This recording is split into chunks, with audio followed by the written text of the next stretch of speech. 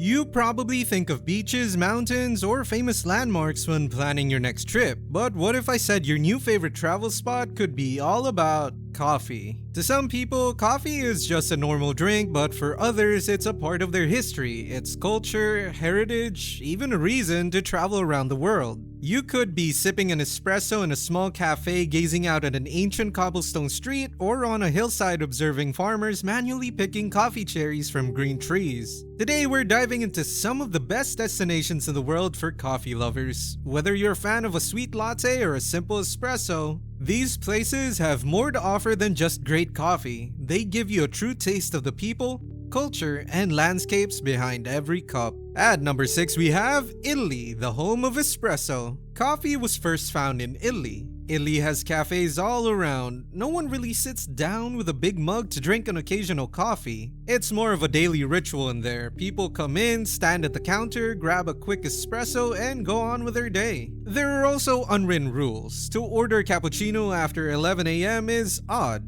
Italians think milk coffee is for the morning only, and the rest of the day is for espresso. Short, strong, and to the point. Each city has its personality. Naples is famous for café alla nocciola, hazelnut cream rich over espresso. Venice is famous for café corretto, a shot of espresso mixed with a splash of liquor. And Florence is popular for serving espresso with a pastry. But other than the taste, Italian coffee is a question of rhythm and style. It's not something you drink for an hour at a computer, it's a daily break. A little escape to pick you up. The sound of the cups clinking together, the machine humming along, the brief encounter at the counter, it all provides a setting you can only find there. Italian coffee is also highly connected to family and community. Italians at home will typically use the moka pot, an espresso stovetop brewer that can be found in almost any Italian home. Sipping coffee after a meal is part of the meal itself. An occasion to sit and converse together. Ethiopia, where coffee was born, is at number 5. Coffee originated in Ethiopia. There is a very famous story behind it.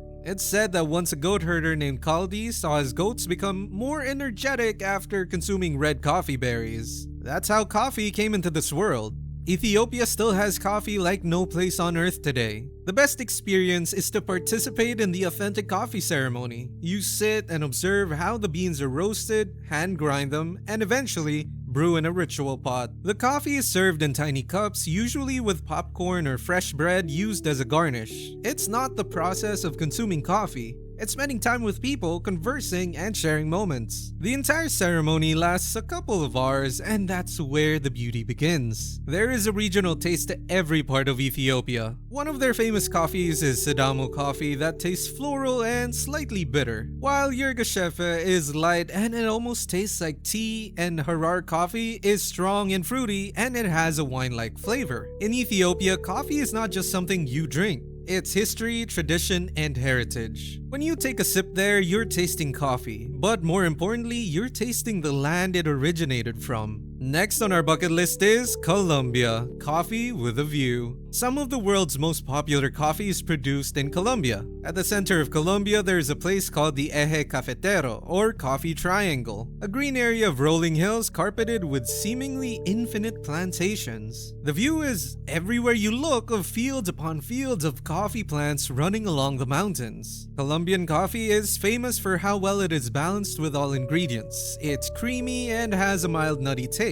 The geography of Colombia is extremely distinctive, yet perfect for the production of coffee. It has high mountains, fertile volcanic soil, and perfect climate that all contribute to the ideal environment for beans that are loved around the world. Visitors prefer the ride over the taste of the coffee. Binca or coffee plantations welcome you. You get a chance to witness the entire process yourself. You can trek across the fields, handpick the beans, watch them dry, and finally relish a cup. Beautiful towns like Salento and Manizales add to the trip in even greater ways. Vietnam. Iced coffee with a twist is third on the list. Coffee in Vietnam is done differently. Rather than the traditional latte, there's café soda, which is a dark, strong coffee blended with sweetened condensed milk and served over ice. It's creamy, it's rich, and surprisingly addictive. Vietnam is indeed the planet's second largest coffee producer, and the majority of it is made from Robusta beans. They are stronger and more bitter than Arabica, but the condensed milk sweetness levels it out to perfection. The true allure, however, is the ambiance of getting it.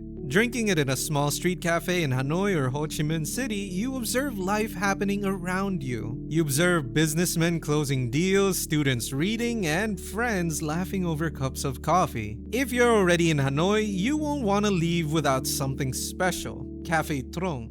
Egg coffee. Beat together egg yolk and sugar until light and airy, then mix with strong coffee. It tastes like nothing else on the planet. At number 2 we have Turkey. Coffee is tradition. Turkey is extremely famous throughout history for coffee. Turkish coffee has even been recognized by UNESCO as part of Turkish cultural heritage. It's not just a drink here, it's a tradition which has defined parties, friends, and even day-to-day living for centuries. Turkish coffee is prepared in quite a specific manner. Ground coffee beans are mixed with water and sugar in a tiny copper pot called a cezve. The coffee is then heated slowly until it foams and produces a rich, powerful drink that is served in tiny cups. The grounds settle at the bottom, which provides it that heavy, earthy aftertaste. For tourists, the tradition and the journey is more special than the taste of the coffee. In some houses and coffee houses, people even read fortunes out of the patterns that are still visible in the grounds left at the bottom of the cup. For travelers, maybe the best experience is sitting at an old cafe in Istanbul, sipping a steaming cup of Turkish coffee with Turkish delight on the side.